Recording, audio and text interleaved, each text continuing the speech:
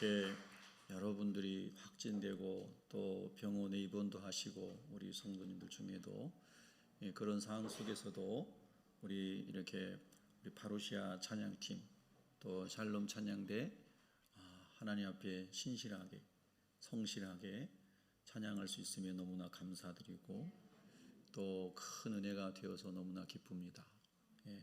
이런 생각을 해봤습니다.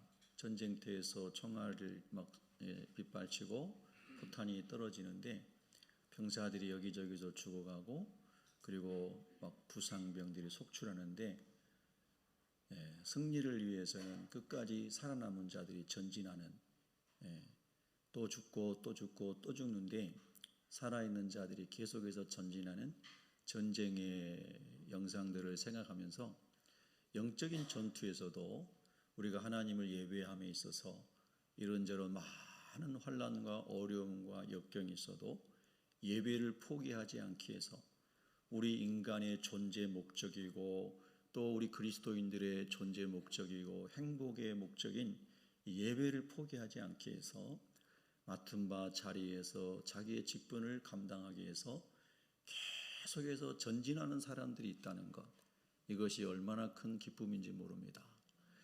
우리가 각자의 자리에서 주님 오시는 그날까지 열심히 사명을 붙잡고 전진하는 용사들이 되기를 축복합니다. 이제 다음 에베소서의 다음 본문이 그걸 얘기하고 있죠. 하나님의 전신갑주를 입고 영적 전투에서 예배자로 복음 전하는 사명자로 승리하기를 소망하는 바울의 그 간절함이 하나님의 말씀으로 거기 이제 기록된 것을 보게 됩니다. 여러분 다시 상기시켜 드립니다. 지금 우리가 살아가는 이때 여러 가지 이슈들이 많습니다. 그 이슈들에 맞는 제목 설교를 할 수도 있습니다. 그러나 그 모든 이슈들을 다 품을 수 있는 본질에 대한 말씀을 에베소서를 통해서 재확립하는 시간이다. 이렇게 제가 말씀을 드렸습니다. 하나님 어떤 분이신가? 교회는 무엇인가? 성도는 누구인가? 그리고 하나님이 세우신 가정과 사회 공동체는 어떠해야 되는가? 이런 아주 근본적인 질문들에 대한 해답을 이 에베소서에서 함축적으로 가르쳐주고 있기 때문입니다. 그래서 우리가 에베소서를 묵상합니다. 지난주에는 이렇게 위기 때마다 흔들리기 쉬운, 부서지기 쉬운 부부의 문제에 대해서 우리가 성경적으로 묵상했습니다. 사랑과 존중이 있는 그러한 부부. 오늘은 더 나아가서 부모와 자녀, 자녀와 부모, 그리고 그 당시에 1세기의 표현으로 종과 주인의 문제. 이제 우리 시대에는 종과 주인과 주인과 종이라고 말하지 않죠. 우리가 하나님은 종과 주인으로 주인과 종으로 사람을 만드지 않았다는 것을 압니다. 하나님이 우리를 처음에 만드실 때는 다 하나님의 형상대로 첫사람을 만드셨고 그 첫사람이 죄를 범하지 않았으면 다 하나님의 같은 형상으로 우리가 함께 누리는 하나님의 가족으로 번성했을 것입니다. 그러나 하나님의 말씀을 떠나 자기가 하나님 되려고 하는 이 휴브리스, 인간의 오만함, 교만함 때문에 결국은 이제 계급사회가 만들어지게 된 것이죠. 계급사회. 하나님은 계급사회를 만드신 게 아닙니다. 사회는 두 사람 이상이 모이면 사회라는 용어를 쓰잖아요. 그런데 이 두 사람 이상 모였을 때에 계급사회가 되는 것이 아니고 처음에 창세기 2장 21절부터 25절 사이에 나오는 말씀대로 돕는 배필로 헬퍼로 하나님이 모든 사람을 이제 사회적 공동체로 살아가도록 하신 거죠. 그래서 아담과 하와의 문제도 페미니즘의 문제가 아닌 사랑과 존경 속에 그리스도께서 교회를 사랑하시듯이 또 그리스도께서 교회를 위하여 자신을 내주신 것 같이 한 이 원리 속에 모든 인생의 원리가 다 담겨져 있는 거죠. 사회성의 원리가. 그래서 남편과 아내도 높낮이의 문제가 아니고 한 몸이다 그랬습니다. 부모와 자녀도 높낮이의 문제가 아니고 사랑과 존경과 서로의 위치와 그 직분에서 섬김의 자리입니다. 제가 자녀였다가 아비가 됐습니다. 이제 좀 지나면 일반적으로 보면 할아버지가 될 수 있겠죠. 그러니까 한 인생이 이런 과정을 다 거치고 간다는 거죠. 그런데 자녀일 때는 부모님께 효도를 잘해야 되고, 요셉처럼 부모일 때는 이제 또 부모의 마음으로 자녀를 잘 양육을 해야 되겠죠. 또 할아버지 될 때 마찬가지입니다. 우리가 다 그런 과정을 거치고 그리고 유기흙으로 돌아가고 영원히 하나님의 심판대 앞에 서게 되는 거죠. 그래서 이 에베소서에서 지금 우리가 묵상하고자 하는 것은 아주 중요한 하나님의 질서, 창조 질서와 원리를 재확인하고 재정립하는 것입니다. 오늘 설교 제목이 뭐냐면 하늘에 계신 우리의 상전이라는 말씀입니다. 9절에 나오는 말씀이죠. 이 세상은 아담이 죄를 지은 때부터 시작해서 계속 계급사회가 만들어진 것입니다. 계급사회. 우리가 역사를 거슬러 올라가면 프롤레타리아 혁명도, 부르주아 계급에 반대해서 일어나는 그런 혁명도 다 계급사회에서 나오는 인류의 죄악의 찌꺼기들인 거죠. 하나님은 그렇게 세상을 만들지 않았습니다. 하나님은 통칭하에 보면 다 서로에게는 헬퍼가 되게 하신 겁니다. 다 돕는 역할입니다. 그리고 상전은 오직 하나님만 계시는 겁니다. 여기 동의하시면 아멘 하실까요? 상전은 오직 하늘에 계신 창조주 하나님만 상전인 것입니다. 그러나 사람이 죄로 말미암아 사도 바울 시대의 1세기 로마 시대에 종과 주인의 계급 사회였습니다. 그래서 이 계급 사회였던 그 시대에서 그 죄들을 한꺼번에 하나님 나라로 다 만들 수는 없잖아요. 바울이 세속 사회를 뒤집어 엎을 수가 없잖아요. 그런데 그 세속의 시스템 안에서 어떻게 그 당시의 체계로 주인의 위치에 있는 사람, 종의 위치에 있는 사람이 어떻게 서로 섬기는 자가 되어야 하는가에 대한 원리를, 창조 질서의 원리를 설명해 주고 있다는 뜻입니다. 여러분, 적어도 지금 21세기에 좀 거친 말을 쓰면 정신 나간 사람이 아니고서는 내가 주인이다, 네가 종이다 이런 말을 쓰지 않습니다. 회사에서든 교회에서든 내가 주인이고 너는 종이다 이런 말을 쓰지 않아요. 지금 이 시기에 이런 말을 쓰는 사람은 정말 정신 나간 사람이라고 말할 수 있을 것입니다. 그러나 바울 시대에는 종과 주인이라는 말이 너무나 자연스러운 말이었습니다. 여러분, 구속사적으로 우리가 볼 때에 역사를 거슬러 올라가면 올라갈수록 계급사회가 짙었죠. 그래서 사람을 함부로 얼마든지 죽일 수가 있었습니다. 죽이고도 전혀 죄책감을 느끼지 않을 수 있었던 시대가 주로 말하는 왕조 시대들입니다. 그런데 하나님은 그런 나라를, 그런 질서를 창조하신 적이 없습니다.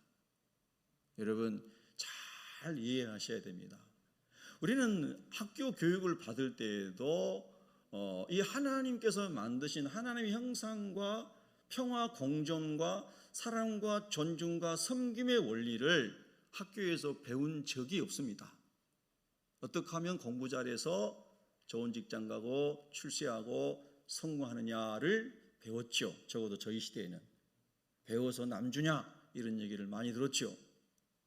너도 좀 잘 돼봐라 이런 얘기를 많이 들었죠. 왜요? 라고 하는 질문은, 거기 질문의 답은 네가 잘 먹고 잘 살려고, 그것이 답이었어요. 그러나 이런 질문과 대답은 전혀 성경적이지 않다는 것입니다. 우리가 주기도문을 우리가 고백할 때 하늘에 계신 우리 아버지여 이름이 거룩히 여김을 받으시오며, 우리가 존재하는 목적은 하나님을 예배함이고 하나님의 이름이 높임을 받기 위하여 살아가는 것이 존재 목적입니다. 동의하시면 아멘입니까? 그래서 로마 시대에 황제가 신이 되었던, 신으로 추앙받았던, 푸틴이 신의 위치에 가려고 하는 이런 시대처럼 정신 나간 일을 하고 있는 거죠. 그런데 말세의 징조 중에 하나로 우리가 해석할 수 있겠죠.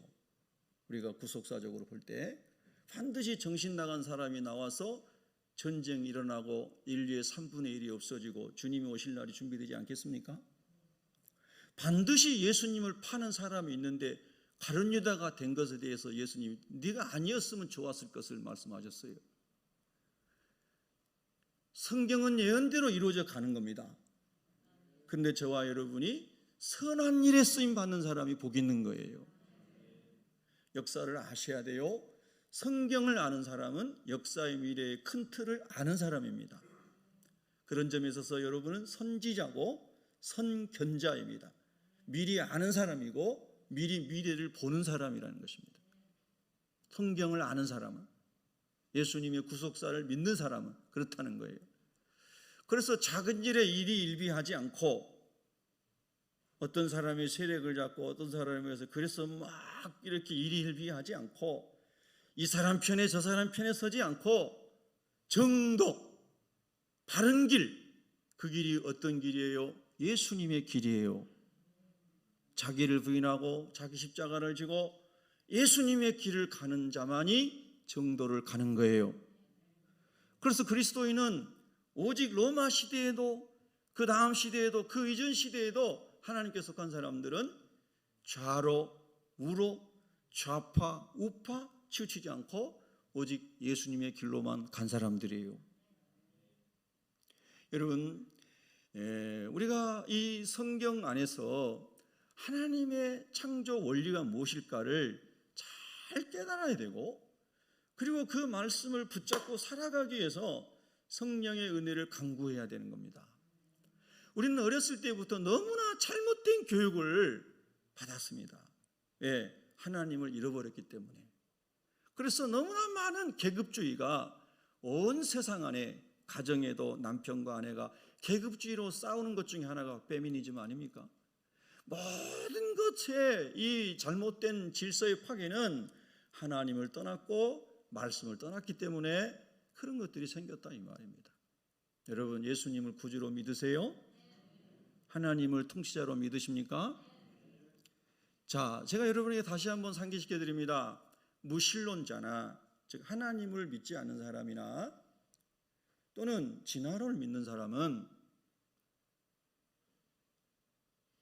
제가 생각하기에는, 또 아주 오래전에 하버드 대학이나 미국의 유명한 철학자들이 토론하는 것을 보면 여러 가지 부분에서 근거 없는 삶을 살아가는 거예요. 양심의 주제에 대한 토론을 과거에도 철학자들이, 많은 저명한 철학자들이 했어요. 양심의 근거가 어디 있느냐. 진화론자나 무신론자는 양심의 출처가 없어요. 그냥 나온 거고 그냥 던져진 거고. 예? 고대도 아니죠. 소크라테스 같은 철학자는 실존주의 철학자인데 인간은 우연히 던져진 존재다 이런 말을 했습니다. 예. 그러나 나중에 그는 크리스찬적인 생각을 했지만, 그러나 여러분, 하나님은 우리가 우연히 던져진 존재라고 말하지 않아요. 무신론자들의 개념에서 볼 때는 인간은 우연히 생긴 거잖아요. 우주가 빅뱅에 의해서 우연히 만들어지고 사람도 우연히 생기고 다 우연히 생긴 거예요. 양심의 근거가 없어요. 진리의 기준이 없어요. 어떻게 살아야 되는지 인생의 목적이 없어요. 죽음 다음에 대한 해답이 없어요. 저는 불신자들에게, 무신론자들에게 진지하게 질문하고 싶어요. 사실 제가 만나는 사람에게는 그렇게 질문을 하죠. 그것에 대한 답이 있는지를. 그런데 여러분, 우리 예수 믿는 사람은 그런 모든 것에 대해서 해제, 문제를 푸는 답을 가진 사람이에요. 여러분이 다 암송하고 있는 요한복음 14장 6절은 내가 곧 길이요 진리요 생명이니, 이것은 예수님만이 하실 수 있는 말씀이셨어요. 헬라어로 에고에임이 나는 이다. This is, 이것은 이다. 에고에임이 나는 이다. 내가 길이다. 내가 진리다. 진리라는 말은 참된 이치라는 뜻입니다. 참된 이치라는 말은 그거 하나만이 진짜라는 겁니다. 이것도 참기름, 이것도 참기름, 이건 진짜 참기름, 이건 진짜 참기름, 수많은 것이 거짓이라는 것을 반어법으로 설명하는 거잖아요. 그런데 예수님만이 진리입니다. 아멘. 예수님만이 생명입니다. 그럼 불신자들이 이렇게 질문해야 됩니다. 왜 예수만이 길이고 진리고 생명이냐?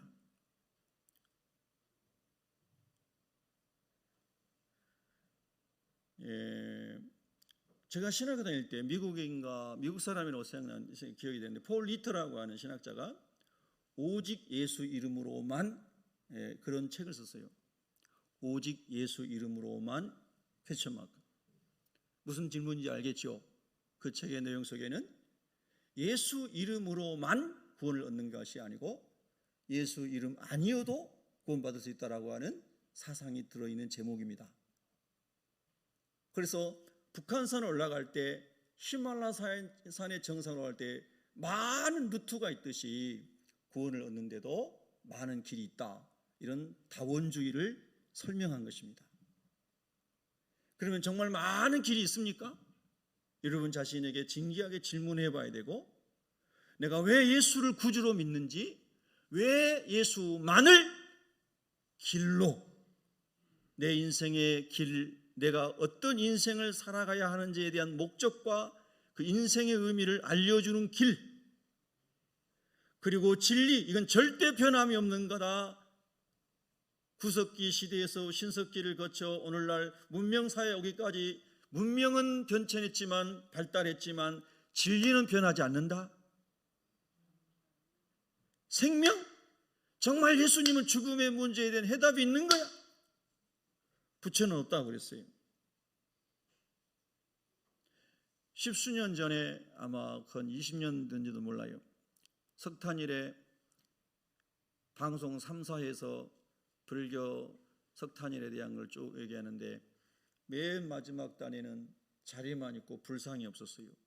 기자가 질문을 던집니다. 왜 저 마지막에는 밑에 자리만 있고 불상이 없습니까? 그러니까 부처가 부활하면은 놓을 상이라고 그렇게. 부활할 수도 없고 부활한 적도 없고 부활 못해요. 우리가 똑같은 사람으로 죽었으니까. 사람이니까. 여러분 진지하게 생각하세요. 왜 예수님만이 생명입니까? 예수님만이 죽은 나사로를 살리시고 예수님만이 죽은 지 사흘 만에 부활하신 생명의 주인이시기 때문에 예수님이 생명이신 거예요. 우리가 그걸 믿기 때문에 예수님의 부활이 믿어지기 때문에 예수님의 십자가도 예수님의 말씀도 하나님의 말씀도 우리가 역사를 다 알아서 문화적 배경을 다 알아서 고고학을 다 알아서 인류학을 다 알아서 성경을 믿는 게 아니라 우리가 지식적으로 배우면서 조금씩 더 알아갈 수는 있지만 그러나 차원이 다른 세계를 어떻게 지식으로 알 수가 있어요? 다 몰라요. 다. 그러니까 사도 바울이 지금은 거울로 보는 것처럼 희미하다. 돌 갈아서 구리 갈아서 보는 거울로 보는 것처럼 희미하다. 우리가 부분적으로 안다. 주님이 오시는 그날에는 얼굴을 맞대어 아는 것처럼 다 알게 되리라. 아멘. 아멘. 그 사도 바울 같은 석학도 부활하신 주님을 만나고 자기가 소경이 된 다음에 하나님의 은혜로 눈을 뜨고 이런 초자연적인 역사를 체험하지 않았다면 사도 바울은 즉 사울은 절대로 꼬꾸라질 사람이 아니고 절대로 예수님을 길과 진리와 생명으로 믿을 사람이 아닌 거예요. 그러니까 예수님이 그렇게 만나주신 거예요. 여러분 생명의 주인이 예수님인 걸 믿으세요? 그것이 기독교예요. 우리 인생이 질문하는 무신론자와 진화론자와 어떤 좀 속된 말로 개똥 철학을 하는 어떤 철학자들도 답을 주지 못하는 본질적 문제에 대하여 예수님은 모든 문제에 대한 해제, 답을 다 주셨다는 거예요. 내가 곧 길이요 진리요 생명이니 예수님을 통해서만 나로 말미암지 않고는 이 말은 예수님을 통해서만 아버지 즉 하나님 나라에 들어갈 수 있느니라. 이것을 믿는 사람을 우리가 기독교인이다, 크리스찬이다, 즉 예수님께 속한 사람이다 이렇게 말하는 것입니다. 그 예수님이 우리에게 주인으로 오셨을 때에 어떤 일이 벌어져야 됩니까? 에베소서는 그거를 말씀하고자 하는 것입니다. 오늘 부모와 자녀의 관계에 대해서 부모가 하나님의 말씀으로 자녀를 양육하고 또 훈계하고, 다른 본문이 나오죠. 그런 말씀을 해요. 자녀는 부모를 사랑하고 순종하고, 이런 말씀을 해요. 그리고 종들이 성실함으로 상전들에게 순종하라고 권면합니다. 그리고 상전들은 너희가 상전이 아니고 너희 위에 상전이 있으니 너희도 그렇게 종들을 참 잘 이렇게 섬기고 사랑하고, 이런 원리들을 설명해 주는 겁니다. 자, 다시 쉽게 말씀드리면 예배의 대상이고 참된 찬송의 대상이고 참된 상전은 하나님뿐이시다 하는 거예요. 이게 중요한 가르침입니다. 그런데 하나님 잃어버린 사람들이 역사를 통해서 계속해서 계급주의를 확장시켜 왔죠. 그러나 말씀이, 특별히 신약 성경이 계속해서 전파되면서부터 점점 그 억압과 굴레와 계급 사회에서 점점 벗어나지고 있는 상황인 것이죠. 여러분, 천년 왕국에 대해서 들어보셨나요? 신학자들은 요한계시록에 주로 나오는 이 천년 왕국에 대해서 무천년설, 전천년설, 후천년설 등등으로 설명을 합니다. 그리고 전천년설은 역사적 전천년설, 세대주의적 전천년설, 여러분 머리 아프시니까 다 잊어버리셔도 돼요. 등등의 많은 성경적 배경을 가지고 예수님이 이 땅에 오셔서 1000년 동안 세상을 다스리신다라고 하는 천년 왕국론을 말씀하면서, 예수님이 휴고, 이제 우리가 들림받고 예수님이 재림한 다음에 그 나라가 오느냐, 그 전에 오느냐 등등으로 이야기를 해요. 근데 그 중에 무천년설이라는 게 있어요. 예수님의 재림과 상관없이 예수님의 복음이 모든 사람에게 증거되어져서 그 말씀이 통치가 되면 천년 왕국을 우리가 누리게 된다는 것으로 해석을 하는 거예요. 그럼 여러분이 질문해 보겠습니다. 여러분 거듭나셨죠? 그러면 우리가 좀 멀리 보지 말고요, 우리 여러분의 가정과 교회만 생각해 보십시다. 하나님의 왕국이 이루어졌습니까? 네. 절대 시기도 안 하고 미운 감정도 요만큼도 안 나오고 좀 무슨 말도 팩 토라지지 않고 시험들 잃었고 항상 할렐루야 하면 천국을 누리고 계십니까? 네, 저는 그렇게 못 누리고 있음을 고백합니다. 네. 죄송해요, 권사님 웃으셨는데 저는 그렇게 못 누려요. 네. 제가 성령으로 충만할 때는 그렇게 누리지만 너무 육신이 다운되고 고달프고 힘들 때에 마귀가 막 공격하면 그때도 할렐루야, 네, 주님 찬양합니다 이렇게 나올 때도 있지만 나오지 않을 때도 간혹 있습니다. 뭐 자주 그러는 건 아니에요. 네, 그러나 간혹 있어요. 네. 그리고 저 사람을 만나면은 스트레스를 많이 받을 것 같은데, 하나님 제가 지금 몸도 연약하고 나는 쉬어야 되는데요, 의사의 권고도 그렇고, 근데 제가 저 모임에 가야 됩니까? 하고 질문할 때도 있어요, 하나님 앞에. 사실 이번 수련회도 그런 상태에서도 갔다 온 거예요. 제가 그 조직의 일원이기 때문에, 또 임원이기 때문에. 그래서 가서 제가 양압 끼고 자야 되는데 양압기도 거추장스러우니까 못 가져가고, 그래서 진짜 잠을 별로 못 잤어요. 잠을 제대로 숙면을 못 취했어요. 근데 제가 또 거기 가서도 이틀 동안 봉고차를 열심히 이래 가시오 저래 가 내가 다 운전하고 다녔어요. 그러면서 하나님 아버지, 내가 이렇게 육신적으로 힘들고 지금 쉬어야 되는데 주어진 직분 때문에 열심히 감당해야 되기 때문에 잘 감당할 수 있는 은혜를 주세요. 그리고 했다는 것을 간증하는 거예요. 그랬더니 정말 하나님께서 제가 있는 곳에 화목을 주셨어요.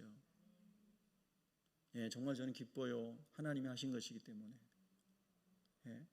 그리고 딴 얘기들이 들으려고 하면 저는 복음 얘기로 주제전환을 했어요. 선교 얘기로 주제전환을 했어요. 어떤 다른 세상적인 것들이 그 이야기 속에 들어오려고 그러면 항상 하나님의 비전으로 주제전환을 했어요. 선교와 하나님의 나라와 구속사에 대해서 이야기를 했어요. 그러니까 더 이상 언론에서 나오는 세상적인 얘기들을 하지 않더라고요. 여러분, 우리가 매 순간 주님이 통치하시는 하나님 나라를 누리고 산다는 것은 그리 녹록하지 않은 일입니다. 예, 쉽지 않아요. 근데 바울이 편지를 보냈던 에베소 교회 상황은 지금과는 말할 수 없을 정도로 억압되고 힘든 상황이었다는 것을 우리가 항상 기억해야 됩니다. 근데 돈 주고 팔고, 어제도 노예시장 가가지고 뭐 저기 가서 돈으로 팔고 사고 팔고 했어요. 근데 그 사람이 예수님 믿어가지고 자기 교회 식구가 된 겁니다. 세빛교회 얼마 전까지 옛날 시대로 생각해보면 내 노예인데 그 노예가 교회 온 거예요. 내가 돈 주고 산 사람인데. 여러분, 그 시대란 말이에요. 근데 교회 오니까 교회에서는 우리는 그리스도 안에 다 형제 자매입니다. 그러니까 평등이 됐죠. 신분이 하나님의 자녀로 평등이 됐잖아요. 그렇죠? 그런데 밖에 나가면 종이에요. 사실 안에서도 내 종이에요. 내가 돈 주고 산 종이란 말이에요. 그것이 그 시대의 엄청난 문제였죠. 성경적으로 볼 때는. 하나님이 지으실 때는 다 하나님의 형상대로 지음받아 하나님의 통치 아래 하나님의 패밀리로 하나님의 축복과 하나님의 은총을 누리며 살도록 하나님 지으셨죠. 그래서 하나님은 사람을 만드신 다음에 메어드 토부, 보시기에 심히 좋았더라. 아멘? 그런데 전혀 그런 세상이 아닌 거예요. 그런데 우리가 프로그레시브한 리벨레이션, 이 점진적 계시란 말을 신학에 씁니다. 그러니까 다니엘 시대에 사람들의 지식이 더해지고 빨리 왕래한다는 큰 틀의 계시는 보여주셨지만 지금처럼 이렇게 초음속의 비행체가 날아다니고 요만한 집 하나에 1000년의 역사를 다 담을 수 있는 이런 시대가 올 줄은 다니엘은 몰랐죠. 그러나 하나님이 주신 계시를 그가 예언한 거잖아요. 그대로 온 거예요. 근데 거기까지 오기까지 많은 2000년이 넘는 세월 동안 점진적 하나님의 계시가 있었다, 이런 뜻입니다. 그러니까 바울 시대의 그런 시스템, 사회적인 시스템, 모든 시스템에 지금 예수님 재림하실 때 말씀으로 많이 개혁되고 선명해진 이때같이 한꺼번에 다 뒤집을 수 있어요, 없어요? 불가능한 거예요. 하나님의 구원의 역사에 점진적인 하나님의 계시와 때마다 시대마다 하나님 보시는 선지자들과 예언자들과 말씀의 종들에 의하여 하나님의 나라가 어둠에서 빛으로 점점 나아가고 있는 것이죠. 그리고 예수님이 오시는 그날은 그것이 완성이 되는 날입니다. 여러분, 사람들이 마틴 루터를 막 공격하는 사람들이 예전에 많았어요. 한 10여 년 전부터 막 공격을 하는 거예요. 마틴 루터 뭐 어쩌고 저쩌고 뭐 언제부터 자기가 마틴 루터를 알았다고, 그럼 루터가 무슨 뭐 히틀러에게 뭐 어쩌고 저쩌고 막 그 얘기를 하는 거예요. 그래요. 그 1편은 맞는 거예요. 루터가 성경을 100% 이해한 건 아니거든요. 근데 하나님이 프로그레시브한 리벨레이션, 점진적 하나님의 구속사의 계시 속에서 믿음으로 말미암아 구원받는다고 이 엄청난 핵폭탄적인 복음의 비밀을 루터를 통해서, 쯔빙게를 통해서, 칼빈을 통해서 이런 사람을 통해서 깨닫게 해주신 거예요. 그거는 그 시대에 그가 어마어마한 하나님 앞에 비밀을 발견한 거예요. 근데 세월이 많이 지났어요. 20세기, 21세기 신학자들이 볼 때는 루터가 성경을 다 깨달은 건 아니거든요. 여러분, 이 말씀이 이해가 되시나요? 그래서 제가 항상 말씀드리는 게 뭐냐면, 여러분, 좋은 것을 보세요. 하나님의 뜻을 이룬 장면들을 보세요. 아멘? 우리도 우리의 삶 속에서 하나님이 기뻐하시는 뜻이 무엇인지를 분별하라고 에베소서에도 시험하여 보라, 분별하라고 말씀하신 것처럼 하나님의 뜻대로 산 것만 남을 것입니다.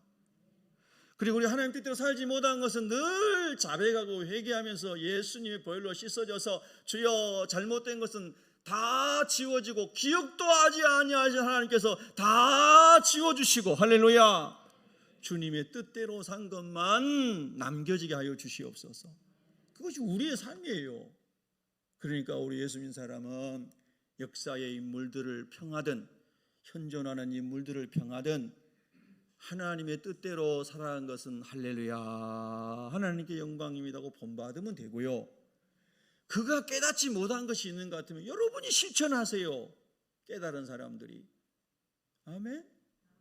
예, 그렇습니다, 여러분. 그렇게 우리가 하나님 안에서, 하나님은 다 사랑하고 존경하며 하나님만을 상전으로 모시고 우리는 다 같은 피조물이고 하나님의 가족으로서 직분과 그리고 하나님 주신 은사와 이런 모든 걸 따라서 토기장이신 하나님이 종지기도 만드시고 대접도 만드시고 큰 솥단지도 만드시고 많은 것을 하나님이, 토기장이신 그분이 마음대로 하신다고 그러셨잖아요. 할렐루야. 그러면 내가 하나님, 나는 이런 종제기로 지음받았어도 총제기의 사명을 다하겠나이다. 아멘. 근데 나는 항아리 되게 해주세요. 하나님이 너는 항아리로 안 지었어. 근데 자꾸 항아리 만들어 달라고 그러는 거예요. 얼마나 인생 내내 불행하겠어요. 태어날 때부터 눈이 동그랗게 되는데 하나님, 나는 째진 눈 갖고 싶어요. 여러분, 우리가 하나님 안에서 내 자신이 하나님의 뜻대로, 창조주의 섭리대로, 창조주의 설계대로 우리 모든 인생이 지음받아 오직 상전 한 분이신 하나님만을 섬기고, 우리는 서로 돕는 배필이 아담과 하와에만 있는 것이 아니라 모든 인류가 돕는 배필로 만들어진 것이다. 여러분, 이 진리를 아셔야 되는 거예요. 여러분 보세요. 우크라이나 지금 밀농사로 막 바빠야 되는 때예요. 그런데 밀을 수확하기는커녕 전쟁으로 수확도 못했고, 밀 씨앗을 뿌려야 되는데 15%밖에 못 뿌렸다잖아요. 그건 1,000만 명이 이제 이민자가 피난처로 가고 그런 상황이 되고, 우크라이나의 국기의 아래 노란 것은 밀밭을 상징한다고 그랬죠. 여러분 보세요. 하나님이 그렇게 풍성한 것을 주셨는데 악한 자들이 땡크로 장갑차로 다 밟으면서 전부 여러분 농사를 못 짓고 있는 농작물도 다 죽이는데, 하나님께서 그걸 원하신 것이 아니에요. 하나님은 모든 것을 풍성하게 주시고 하나님의 영광을 찬양하면서 너희가 함께 누려라. 아멘. 그렇게 주신 거예요. 근데 사람은 계급주의 안에서 자기가 왕이고, 지금 그 푸틴의 한번 잘못된 결정으로 수많은 사람이 억울하게 죽어가고 어린아이들이 막 죽어가고 이렇게 죽어가는데, 여러분 정말 참담하기 그지없는 거예요. 네. 여러분, 이 역사에 펼쳐지는 이런 많은 전쟁과 죽음을 보면서 여러분 무슨 생각하십니까? 제가 이게 부산에 갔는데요. 네, 우리 선배 목사님, 부산에 계신 선배 목사님께서 여러 가지로 이렇게 잘 환대를 하셨어요. 그래서 우리가 한 10몇 명이 갔는데요. 또 방역 수칙을 지켜야 되니까 그 교회에서 승합차도 3대 이렇게 내줘서 승합차 3대에 나눠가지고 다니면서 이제 일정을 소화를 했습니다. 근데 거기 계시는데 제가 참 존경하는 목사님께서 소천을 하셨어요, 그날. 그래서 장례까지 이제 다 치르고 그러셨는데, 장로교 목사님이세요. 수영로 교회라고. 근데 그 목사님, 이제 정필도 목사님, 원로 목사님이신데, 그분이 이제 살아계실 때 한 10수년 전에 저희 목회자들 모아놓고 이렇게 세미나를 했었어요. 그리고 살아온 이야기들을 간증하시고 그러신 적이 있었거든요. 제가 그 간증을 듣고, 야, 저 목사님 참 존경할 만한 분이다, 훌륭한 분이다. 그리고 이제 속으로 그렇게 참 좋은 목회자의 모델로 그렇게 생각하고 살아왔어요. 네, 그런데 제가 부산에 간 그대에 돌아가시고 장례까지 치렀어요.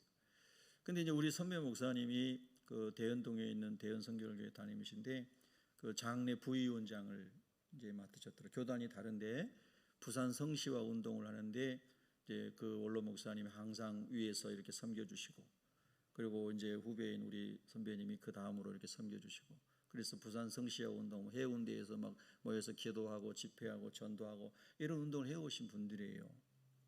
그래서 제가 그런 생각을 했죠. 벌써 돌아가셨나? 연세가 그렇게 되셨나? 이제 84세밖에 안 되셨어요. 그런데 사실은 코로나 후유증으로 돌아가셨어요. 폐렴으로. 그러니까 여러분, 코로나에 대해서 너무 함부로 얘기하지 마세요. 그냥 이것도 다 사람의 죄악으로 온 거예요. 자연의 질서를 파괴했기 때문에. 그래 뭐 정부가 어떠니 뭐 이런 얘기 하지 마세요. 그냥 하나님 안에서 경건하게 사시길 바랍니다. 경건하게 사세요. 죽음은 누구에나 찾아올 수 있는 겁니다. 그래서 제가 죽음을 묵상하면서, 제가 존경했던 목사님이기 때문에 그분이 간증했던 우리 후배들을 모아놓고 수안보에서 간증했던 말씀들을 떠올렸어요. 그분이 초등학교 6학년 때 친구에게 전도를 받아서 창신동에 있는 모 교회를 가게 됐대요. 동대문구 창신동에 있는. 자기 집안은 가난하게 짝이 없고 예수 믿는 사람 아무도 없고, 근데 초등학교 친구가 전도를 한 거예요. 여러분, 전도 굉장히 중요합니다. 너무 중요한 거예요. 하나님은 하나님이 쓰시는 사람들 찾고 계시는 거예요. 근데 저는 이런 류의 간증을 여러 번 들었는데요. 뭐 김인중 목사님도 그런 간증을 하셨는데, 자기를 전도한 친구는 외형적으로 볼 때 무명자가 됐어요. 그런데 그 친구 따라 교회 간 친구는 외형적으로, 제가 말씀드린 겁니다, 중심은 하나님 아시는 거예요. 그리고 하나님이 2달란트, 5달란트, 자기 달란트 맡긴 대로 산 사람은 다 착하고 충성된 사람 된 거예요. 할렐루야. 여러분 오해 없으시기 바랍니다. 그런데 이 목사님은 하나님 나라에서 많은 일을 감당하시고 주님께 가신 거예요. 제가 한 토막 그분의 간증을 들려드릴까요? 빨리 끝내라고요? 근데 한 2분이 끄떡끄떡 하셨기 때문에 그분을 위해서 제가 간증을 전해드리겠습니다. 그 목사님 여러분 혹시 아시는 분 계신지 모르겠습니다만은 아주 점잖은 분이세요. 설교도 조용히 꼭 잠들 것 같이 설교를 하십니다. 그런데 부산에서 제일 큰 교회를 목회를 하셨잖아요. 개척하셔가지고. 근데 이분이 초등학교 6학년 때 이제 전도를 받아서 교회를 갔는데, 자기 교회에 서울대학교를 다니는 교회 형이 있는데 신앙생활 너무 열심히 하더라는 거예요. 그리고 막 성령 세례를 받아가지고 그 형이 너무 전도도 열심히 하고, 어디 막 부흥에 있으면은 이 필도 어린아이를 꼭 데리고 갔다는 거예요. 여러분, 은혜 받는 자리에 데리고 가야 돼요. 어린아이도 데려가고 친구도 데려가고, 동생들 안 간다면 빵 사주고 데려가고 용돈 주고 데려가고 그래야 돼요. 아멘 좀 해서 복 좀 받으세요. 할렐루야. 그래서 필도를 다 데리고 다녔는데, 엑스플로 74 이런 데도 데리고 다니고 다 데리고 다녔다는 거예요. 그러니까 이 필도라는 어린이가, 이름도 좋네요, 필도. 성령을 받은 거예요. 할렐루야. 그래서 하나님, 나도 저 형처럼 이제 나도 성령 세례 받았고 나도 지혜를 주세요. 우리 집안은 가난하고 내가 공부도 제대로 할 수 없는 환경인데 나도 저 형처럼 서울대학교 가게 해주세요. 막 그렇게 공부하고 기도했는데 하나님이 그 기도를 들으셔서 그 가난뱅이인 정필도라는 아이를 지혜와 총명을 주시고 서울대학교를 4년 동안 장학금 받고 다니고, 그래 하나님의 은혜를 주셔가지고 이제 서원을 해서 총신대학원을 갔다 이거예요. 장로교 합동 측 총신대학원을 갔어요. 그래 총신대학원에 갔더니 공부할 게 아무것도 없더래요. 그래서 서울대학교를 다닐 때 신학 공부를 책으로 다 끝낸 거예요. 헬라어와 이 히브리어를 성경 원전을 다 독파하고 신대원을 간 거예요. 교수님이 가르치니까 가르칠 게 없다고 너는 네가 가르쳐라 그러더래요. 그래서 하나님께 질문을 했대요. 하나님, 근데 나를 왜 여기 가라고 했습니까? 하나님 기도하니까 하나님이 너는 여기서 학문을 배우는 게 아니고 겸손을 배우라 그랬대요. 어거스틴의 유명한 말처럼 예수님을 따라가는 사람이 가장 중요한 교훈이 첫 번째가 뭐겠습니까? 그랬더니 첫째는 겸손이다 그랬어요. 그 두 번째는 뭡니까? 그러니까 두 번째도 겸손이다 그랬어요. 세 번째는 뭡니까? 세 번째도 겸손이다 그랬어요. 예수님 말씀이잖아요. 나는 마음이 온유하고 겸손하니 너희는 나의 멍에를 메고 내게 배우라. 아멘. 그래서 여러분 이렇게 천재적인 사람, 신학교 교수가 네가 가르쳐라 할 정도로 천재적인 사람인데 하나님이 그곳에 보내가지고 너는 겸손을 3년 동안 훈련해라 그랬다는 거예요. 그리고 이분이 군목을 가가지고 군대에서 목사님, 군인들 전도하는 그 목사님이 됐는데요. 하나님이 그런 감동을 주시더래요. 너는 군대에서 받은 장교 월급을 100% 하나님께 드려라. 그래서 이분이 자기 아내를 친정에 보내고 친정에서 여러분 당신 친정에 사세요. 내가 군대 제대할 때까지 전역할 때까지 친정에 사세요. 그래서 장교 월급을 받은 거를 가지고 100% 11자하고 그런 걸 빼고는 다 군인들 전도한 데 썼다는 거예요. 그래서 저녁에 12시, 11시 새벽에 초소에서 근무하는 병사들에게 가서 커피를 따라주면서 손잡고 기도해주고 꽁꽁은 손을 붙잡고 기도해주고 그랬더니 그분이 그 부대에 가가지고 군목할 때 교회에 두 명인가밖에 신자가 없었는데 군인이 나중에는 장군들과 영광급 장교들과 하여튼 거기 올 수 있는 영내 있는 사람들은 다 교회로 왔다는 거예요. 할렐루야. 그래서 엄청난 부흥을 군목을 하면서 경험을 했다는 겁니다. 제가 그 간증을 오래전에 들으면서요, 야, 하나님이 쓰시는 사람은 참으로 다양한데 또 저렇게 귀한 분이 계시구나. 얼마나 훌륭한 분인가. 예? 할렐루야. 서울 토백이 인문이 그 당시는 부산은 이제 서울 사람들은 시골이라고 그랬다고 그래요. 그런데 지금은 부산은 어마어마하죠. 옛날에도 뭐 굉장했지만. 그래서 거기 가가지고 엄청난 부흥을 이룬 거예요.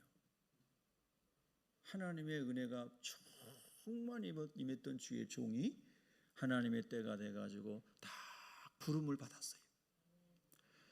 성도들이 그 장례 예배를 치르는 동영상을 저에게 보내줘서 제가 이렇게 쭉 봤는데요.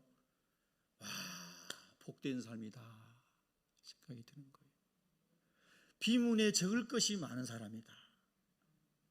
하나님 나라의 생명책뿐만 아니라 하나님의 사명을 감당한 농명에 기록할 것들이 많은 분이겠구나. 그런 생각이 들었어요. 그래서 하나님, 내가 이렇게 피곤하고 힘든 가운데도 그 부산까지 가서 또 이렇게 운전하고 다니고 섬기고 그랬는데 이 좋은 메시지를 하나님 주시려고 보내셨군요. 제가 그렇게 이해를 했어요. 여러분, 얼마나 하나님을 위해서 각자에게 주신 은사와 직분을 따라 하나님의 영광 가운데 잘 섬기고 간다는 것이 얼마나 복 있는 삶인가. 그 원리를 설명해 주는 본문이 오늘 본문이에요. 여러분, 아멘. 여러분, 옛날에 정인이 사건 아시나요? 참 다시 생각하기도 싫은 사건이죠. 근데 제가 여러분 우리 광고 몇 번 했습니다만 엔딩 플래너라고 하는 과정을 제가 1년 과정으로 학교 과정이에요. 공부를 하고 있습니다. 엔딩이라고 할 때 보통 ENDING 그래서 끝맺음, 죽음을 얘기하지만 우리 엔딩 플래너는 AND예요. ANDING. 그러니까 죽음 이후에 이어지는 천국의 소망까지를 얘기하는 거예요. 그래서 END 엔딩이 아니고 AND 엔딩까지 얘기해요. 그래서 진짜 하나님 안에서 이어질 다음 세계에 대한 소망과 비전을 가지고 있는 사람은 이 땅에 머무는 동안의 삶을 정말 하나님의 가운데 잘 살려고, 잘 먹고 잘 사는 게 아니라 하나님의 말씀을 따라 잘 살려고, 의미 있게 살려고 살아가게 된다는 거죠. 여러분 그렇게 되기를 원하시죠? 네. 그래 갔더니 거기 정인이의 묘가 있어요. 제가 공부하는 엔딩 플래너 공부하는 그 본부에 수목장이 있거든요. 근데 저는 거기 가서 처음 알았어요. 정인이의 묘가 거기 있는 줄을. 그래서 그 목사님께서, 우리를 지도하는 목사님께서 그 뉴스를 보고 너무나 막 마음이 찢어지고 아파가지고 가서 그 정인이의 시신을 가져와가지고 그 아주 좋은 그곳에다가 이렇게 안치를 한 거예요. 정인이의 묘라고 이렇게 놓고. 근데 전국에서 지금도 온대요. 사람들이 막 새벽 1시에도 찾아오고 2시에도 찾아와서 거기서 뭐 다 종교가 다 다르니까 이렇게 한다는 거예요.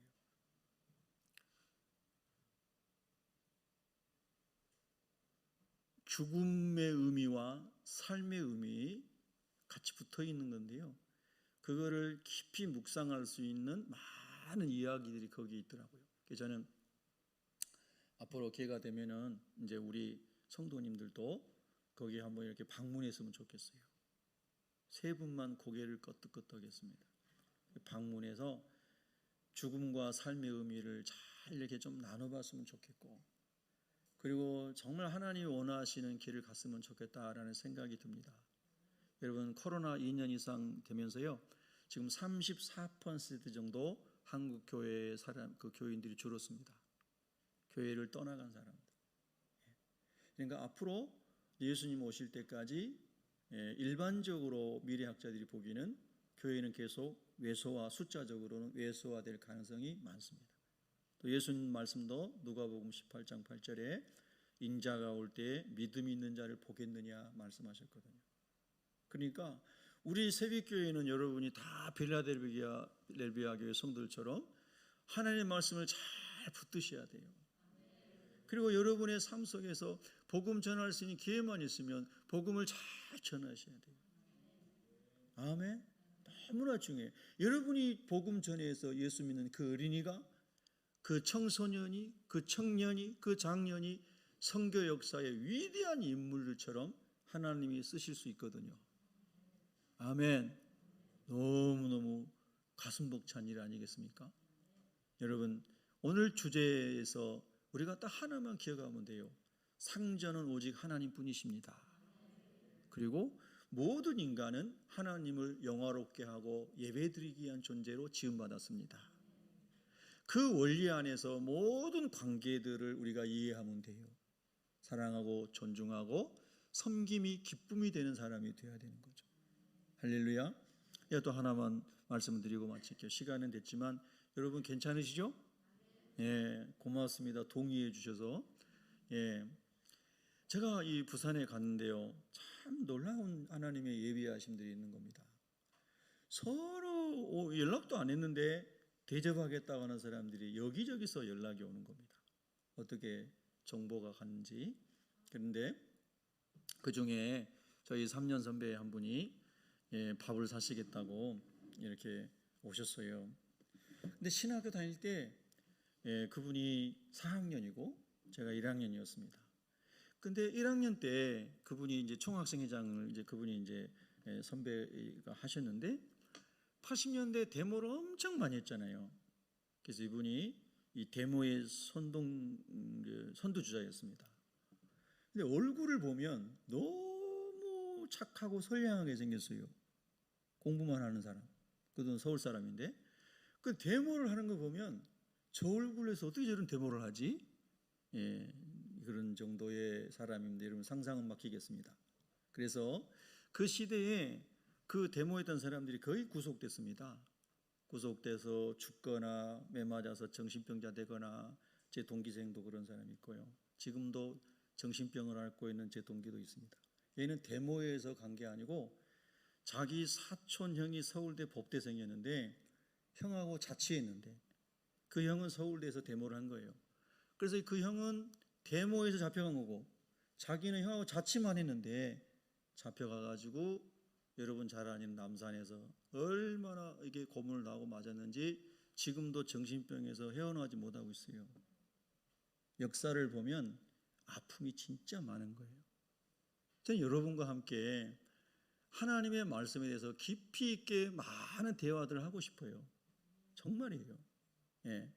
경제가 먼저냐 사람이 먼저냐? 사람이 먼저인 거예요. 아멘입니까 진짜로? 그러나 역사는 돈과 명예와 권력이 먼저였지 사람이 먼저인 건 아니에요. 사람의 역사는. 하나님의 역사는 사람이 천하보다 귀한 거예요. 아멘. 모든 정책과 시스템은 사람, 그래서 하나님의 형상을 닮은 사람이 우선이 돼야 된다는 뜻이에요. 그러니까 여러분 어떤 개혁이 되고 뭐가 막 이렇게 발전이 돼가지고 내가 돈이 많이 내게 들어왔으면 야, 저 사람 정치 잘한다 그러죠. 공리주의에 의해서 다 여러 사람이 더 좋아졌으니까 공리주의 허점이 그거 아닙니까? 와, 좋다, 저 사람 지도력 있다 이러죠. 그런데 여러분 그것 때문에 죽음에 이르는 사람들은 아무도 생각 안 하는 거예요. 예? 과천을 개발하면서 남태령을 개발하면서 쫓겨나고 그 좋은 자기 집을 가지고 살던 사람이 새빵살이하다가 미치광이 되고 자살한 사람들은 아무도 얘기 안 해요. 야, 이렇게 발전돼 가지고 내가 잘됐다 이것만 생각하는 사람들이 수두룩한 거예요. 여러분 제가 왜 이런 이야기를 이렇게 하는지 모르겠지만은 사실 하나님의 관점에서 역사를 봐야만 된다는 거예요. 여러분이 동의하시든 안 하시든 하나님은 유물론자가 아니고요. 하나님은 우리 영혼을 천하보다 귀하게 여기는 분이세요. 그래서 특별히 하나님은 고아와 과부를 미워하세요? 고아와 과부를 특별히 기억하시고 사랑하시는 분이 하나님이신 거예요. 낮은 자, 핍박받는 자, 눌려있는 자. 그래서 누가복음 4장 18절 이하도 예수님이 오신 이유가 가난한 자에게, 포로던 자에게, 눌린 자에게 아멘, 생명을 주고 자유를 주고 하나님의 은혜를 주시기 위해서 주님이 오셨다고 하잖아요. 여러분 이건 굉장히 중요한 거예요. 그래서 그런 이제 낮은 자들에 관한 이야기. 그래서 야, 이분은 이제 데모하다가 우리 선배는 감옥에 간 거예요. 그래서 고초를 당하고 거기서 나왔어요. 이제 빨간 줄이 딱 한 거예요. 옛날 말로 하면 정장론이 그죠? 빨간 줄이 딱 한 거예요. 그래서 이분이 집안이 아주 출중한 집안인데 자기는 정의를 외친답시고 하다가 빨간 줄 타고 인생이 이제 망가진 거예요. 그래서 독일로 유학을 갔어요. 독일 유학을 가가지고 들어왔어요. 그랬더니 집안이 막 여러 가지 뭐 이렇게 하니까 교수하라고 교수 자리가 딱 마련된 거예요. 그 자기는 그 내 길이 아닙니다. 그리고 내 가문에 이런 것 때문에 이렇게 해가지고 교수 자리 만들어진 거죠. 그런 자리 가지고 싶지 않습니다. 그래서 이 서울에서만 태어나가지고 서울 토비가 이 기도를 하다가 하나님 내 길을 이제 인도해 주세요. 그래서 자기 누나가 고등학교 교장 선생님가 있는데 누나한테 누나 나 100만 원만 이렇게 주세요. 근데 이게 자기 돈 맡겨놓은 거라는데 받았대요. 그래서 어디로 갈까 기도하다가 간 곳이 부산이었다는 거예요. 근데 그 길로 가서 부산에 가가지고 안 올라오고 부산 사람이 된 거예요. 근데 거기 살면서 제가 이제 이야기를 하려고 그러는 거예요. 하나님을 진지하게 찾는 사람들 유형이 다 달라요. 역사가 자기 이야기가 다 있어요. 근데 이분이 공의를 외치다가 감옥에도 가보고 막 여러 가지 겪어봤잖아요. 그래서 낮은 자의 마음을 이해하며 인생의 전반부를 쓴 거예요. 그리고 갔는데 당장 할 게 없는 거예요. 근데 어느 날 어떤 광고를 보니까 학원에서 독일어 강사를 뽑는다는 광고가 붙었더래요. 그 자기가 독일 유학 갔다 왔으니까 독일어 강사는 잘할 거 아니에요. 딱 갔더니 독일어 강의를 하는데 그 반에 들어온 아이들이 전부 서울대학 가는 아이들만 모아진 반이에요. 옛날에는 이제 서울대학은 제2외국어 독일어가 필수인 때가 있었어요. 영어 말. 그래서 이제 모여왔는데 이야기를 이렇게 던져보니까 애들이 인간에 대해서, 인문학에 대해서 완전히 빵점이 됐는데 공부만 열심히 하는 애들이에요. 그러니까 독일에서 인문학이 발전한 것을 공부하고 온 이 선배가 하나의 주제를 딱 던져주니까 애들이 막 벙쪄가지고 아무 이야기를 못하네. 공부는 잘하는데. 이틀째도 그렇게 했대. 야, 니들 독일어 얼마나 잘하냐니까 우리 독일어 다 만점입니다. 근데 왜 독일어 수업 받으러 왔냐 했더니 독일서 공부하고 온 분이라고 해서 이야기 좀 들으려고 왔습니다. 그래서 이때 이제 이분이 인류의 공동체 역사와 경제사와 이런 것들을 쫙 강의 시간마다 풀어주는 거예요. 그러니까 애들이 너무 좋아가지고 우리한테 그 뭐예요? 논술이 시작됐을 때 논술을 가르쳐 주세요. 그걸 가르쳐 주는데 다 이분한테 논술 공부를 하고 전부 자기들이 원하는 스카이 대학에 다 들어간 거예요. 그런데 그때 이분이 뭘 가르쳤겠어요? 하나님의 창조 질서와 하나님의 운행하심에 대해서 쫙 그냥 칠판에 펜만 대면은 쫙 꿰뚫는 거예요. 경제사와 공동체 역사와 인류 역사를 꿰뚫는 거죠. 그래서 이 아이들이 다 서울에 있는 그런 대학들 학교에 와가지고 선생님, 우리 부산에 아주 공부 잘하는 애들 다 모아올 테니까 좀 가르쳐 주세요. 그래서 이분이 졸지에 논술 선생님이 된 거예요. 한 학생에게 원포인트 가르치는데 500만 원 받았대요. 돈을 싸질머지고 와가지고 가르쳐 달라고. 그런데 여러분 이제 이 마지막 부분이 중요해요. 이분이 제 신학과 선배고 유학 갔다 오고 많은 것을 하나님께 훈련 받았는데 하나님께서 평신도로 교회를 섬기게 했어요. 그래서 부산에 있는 어느 교회의 장로님이 되셨어요. 이야기하려고 장황하게 말씀드린 거예요. 이렇게 많은 순환을 겪고 훈련을 받아서 왔는데 하나님이 물질의 복을 어마어마하게 주셨는데 그가 평신도 지도자가 돼서 교회를 섬기는데 제가 거기서 굉장히 은혜를 받았어요. 그 교회 담임 목사님이 10년 후배예요. 신학과 10년 후배. 그것도 참 재미있는 게 그 담임 목사님이 총학생회장 또 10년 후배예요. 그런데 10년 선배인 우리 선배가 그 10년 후배를 너무너무 잘 섬기는 거예요. 쉬워요, 어려워요? 어려운 일이거든요. 목사님 하면서 직속 선배잖아요. 10년 선배가. 그리고 교회에서 무슨 일을 하려고 하면 이분이 재정의 30%는 무조건 당금하는 거예요. 여러분 우리 장로님들도 재정의 축복을 받으시기 바랍니다. 네. 그래서 무슨 일을 하면 당회원들이 일단 40%는 당금하고 그리고 부족한 것은 성도들이 헌금해서 하고 하는데 그 중에 대부분을 자기가 헌금을 다 하는 거예요. 근데 그 꿈을 얘기하는 거예요. 나는 하나님께서 이렇게 하나님을 섬기라고 자기 이렇게 훈련시켰다는 거예요. 그리고 이렇게 많은 물권을 주셨다는 거예요. 제가 다 얘기할 수 없고요. 핵심은 그거예요. 결국 하나님은 이 모양 저 모양으로 하나님을 다 훈련시킨 다음에 하나님의 나라와 몸된 교회를 위해서 다 섬기라고 하나님이 그렇게 이끄시는구나. 너무너무 아름다운 거예요.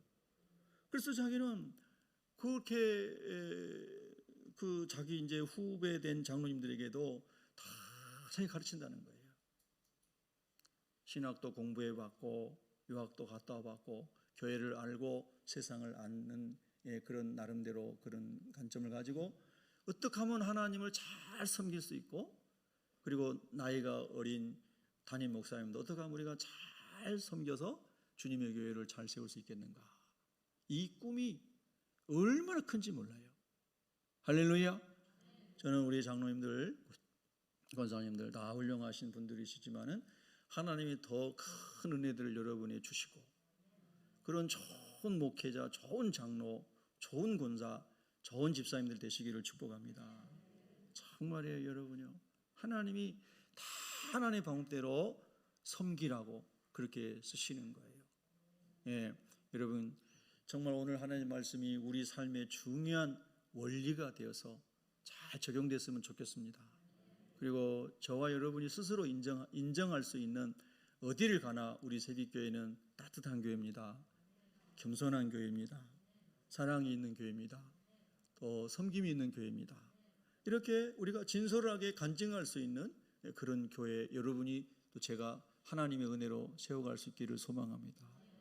그 원리들을 성경에서 잘 설명해 주고 있습니다. 하늘에 계신 우리의 상전은 하나님 분이십니다. 기도하겠습니다.